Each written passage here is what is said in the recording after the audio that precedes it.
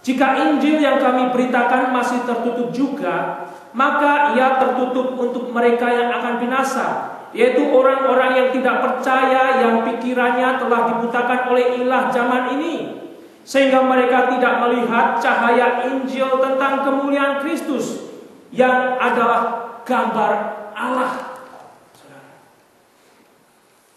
Sehingga jika kembali saya dan saudara dan siapapun yang mengaku Kristen, biarlah terang Kristus itu tetap ada, dan kasih Kristus itu juga tetap ada. Tidak menghendaki orang yang dalam kegelapan itu binasa.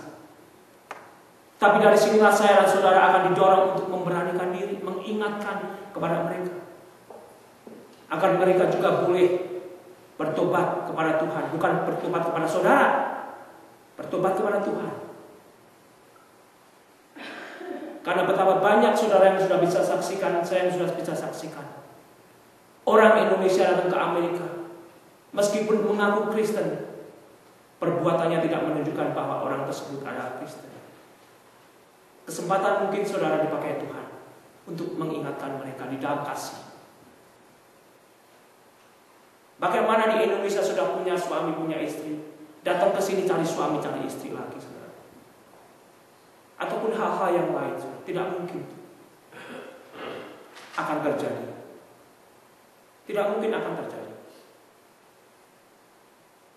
Hanya dari situlah saya dan saudara kemudian diingatkan untuk berketokohan pengharapan keselamatan. Karena saya tahu, saudara tahu melalui firman Tuhan, keselamatan itu sudah semakin dekat. Kedatangan Tuhan sudah semakin dekat. Pertemuan saya dengan Tuhan Yesus sudah semakin dekat, mau tidak mau, saudara.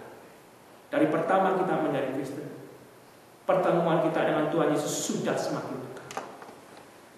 Biarlah saya dan saudara boleh dipersiapkan, karena Allah tidak menetapkan kita untuk ditimpa murka, tetapi untuk beroleh keselamatan oleh Yesus Kristus Tuhan kita, yang sudah mati untuk kita, supaya entah kita berjaga-jaga, entah kita tidur, kita hidup bersama-sama dengan Dia.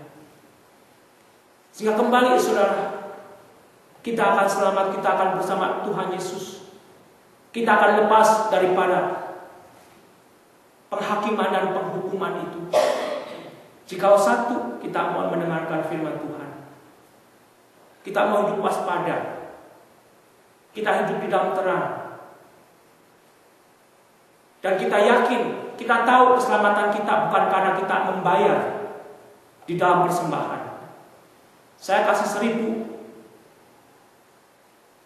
untuk beli tiket ke surga, tidak ada, saudara. Tidak ada kamus. Saya memberikan rumah saya untuk anak saya supaya anak saya masuk ke surga, tidak ada kamus di dalam Alkitab yang akan menyelamatkan anak saudara dengan membayar 2 juta, dengan membayar 1 miliar. Tidak ada kamus. Keselamatan adalah pribadi. Saudara boleh mengikuti pengajaran orang lain, mereka tidak akan mendapat keselamatan itu. Saya tidak mengajarkan keagamaan, tetapi saya membagikan apa yang ada di dalam firman Tuhan. Saudara bisa dikatakan itu kan ajaran Kristen. Ajaran Kristen sebetulnya seharusnya berasal berdasarkan daripada firman Tuhan. Jikalau ada yang terjadi di luar daripada firman Tuhan, jangan saudara ikuti, siapapun yang mengajarkan, karena itu akan menjadi satu hal yang membahayakan saudara dan saya. Tuhan menghendaki kita untuk lepas daripada murka-Nya, sehingga mereka saudara yang tidak waspada, yang tidak mau mendengarkan akan teguran Tuhan, mereka dalam ancaman bahaya. Jika Tuhan datang, mungkinkah Tuhan datang di malam hari ini, saudara? Mungkinkah Tuhan datang 30 menit dari sekarang? Mungkin sekali.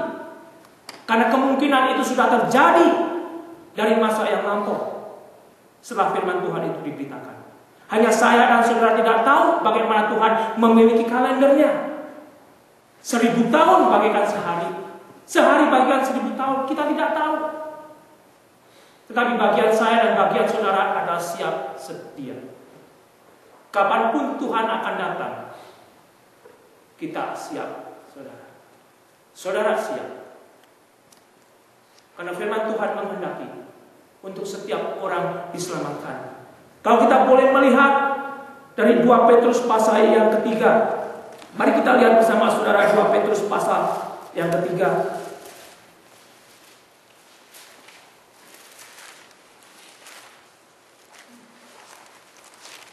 Kita akan baca bersama dari ayat ke-9 sampai 10 sampai dengan 13. Kita akan baca bergantian dari ayat 9 sampai dengan 11. 9 saya 10 saudara, 13 kita baca bersama dari 2 Petrus pasal ketiga.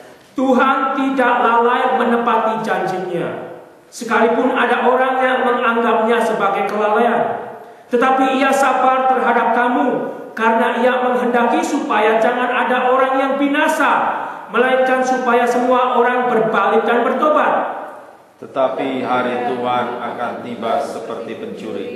Pada hari itu langit akan lenyap dengan gemuruh yang dahsyat, dan unsur-unsur dunia akan hangus dalam nyala api, dan bumi dan segala yang ada di atasnya akan hilang lenyap. Jadi jika segala sesuatu ini akan hancur secara demikian, betapa suci dan salehnya kamu harus hidup. Yaitu kamu yang menantikan dan mempercepat kedatangan hari Allah. Pada hari itu langit akan binasa dalam api, dan unsur-unsur dunia akan hancur karena nyalanya. Tetapi sesuai dengan janjinya, kita menantikan langit yang baru dan bumi yang baru, di mana terdapat kebenaran. Sehingga kembali saudara, Tuhan menghendaki sebetulnya manusia untuk diselamatkan. Jika mereka yang tidak mau mendengarkan firman Tuhan di masa Nuh disapu habis oleh banjir, akan terjadi masa juga bagi mereka yang tidak mau mendengarkan, mengalami hal yang sama, mungkin dengan cara yang berbeda, yang Tuhan sendiri tahu bagaimana. Dan jika saudara lihat, kedatangan Tuhan Yesus sebetulnya ada 2 step. Yang sudah kita baca minggu lalu, Tuhan Yesus akan datang di awan-awan untuk menjemput pengantinnya, yaitu orang-orang yang percaya, jemaatnya. Kemudian barulah Tuhan Yesus akan datang kembali untuk mendirikan tahtanya di dunia ini. Jikalau saya dan saudara luput, jika Tuhan Yesus datang, masa tersebut akan begitu susah. Jikalau saya dan saudara tidak mau beriman dan hidup di dalam terang saat ini, mungkin saat itu akan lebih susah lagi saudara untuk bisa diselamatkan. Waktu dan kesempatan adalah saat ini. Berapa banyak saya dan saudara melihat saudara kita, teman kita, adakah mereka hidup di dalam Tuhan Yesus? Adakah mereka sudah menaruh percaya di dalam Tuhan Yesus? Banyak yang sudah percaya di dalam Tuhan Yesus, atau banyak yang tidak percaya di dalam Tuhan Yesus, saudara? Atau mengaku Kristen, tetapi saudara saksikan sendiri kehidupannya tidak Kristen. Banyak yang mana, saudara? Saya yakin banyak yang tidak melakukan kekristenan, atau lebih banyak lagi yang belum menerima Tuhan Yesus. Artinya saudara diberikan satu panggilan yang mulia. Hidup saudara akan tidak habis dengan sia-sia jikalau saudara mau memahami anugerah Tuhan. Tidak hanya memikirkan diri saudara sendiri, tidak hanya memikirkan diri saya sendiri. Saudara akan memberikan diri untuk mau dipakai oleh Tuhan, menjangkau mereka yang akan binasa. Dan mungkin disitulah kesempatan saudara boleh bertobat. Saudara boleh kembali melihat dengan lebih jelas, tidak ada keselamatan lain kecuali hanya ada di dalam Tuhan Yesus. Kisah pasal 4 ayat 11-12 saudara agar saya dan saudara saat ini sebetulnya lebih jelas